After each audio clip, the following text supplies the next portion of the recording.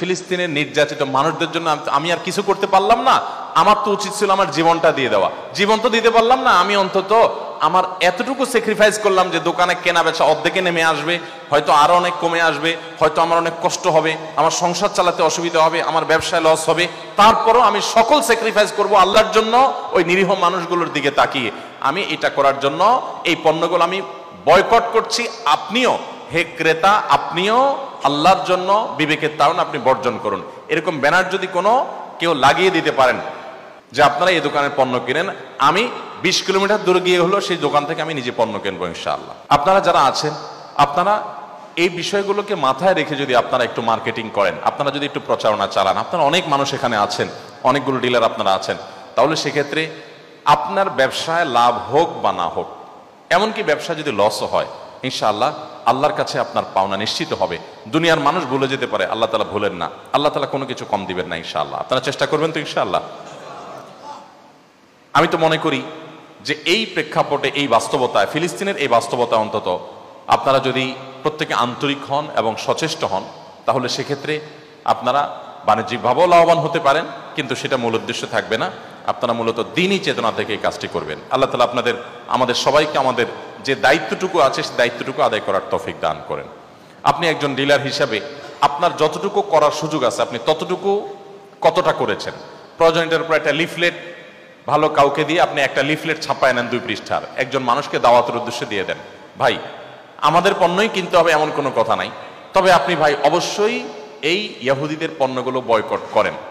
আপনি দাওয়াত দিতে থাকেন মানুষকে এবং উৎসাহিত করতে থাকেন, এবং আপনার কোম্পানির মাল আপনি বিক্রি করতে, সেল করতে আপনার ভিতরে একটা প্রেরণা কাজ করা উচিত। এই জন্য যে আপনি একটা রীতিমতো একটা সংগ্রামের অংশ হয়ে গেছেন।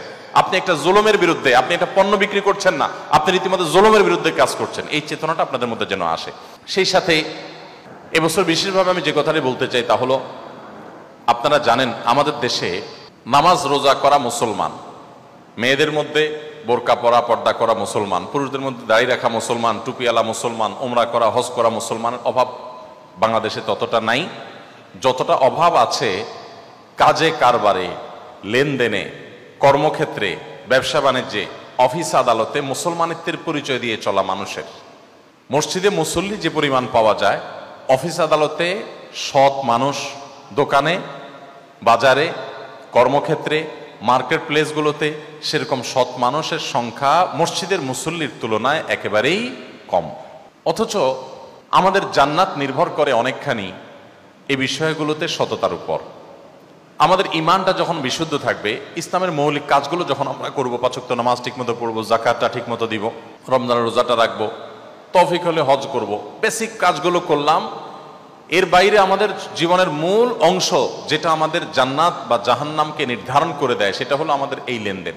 ব্যবসায় আপনি লাভবান হন বা না হন, আপনি যদি সততার সাথে ব্যবসা করতে পারেন তো আপনি লাভবান হওয়ার পরে কোনো সন্দেহ নেই, কোনো সন্দেহ নেই।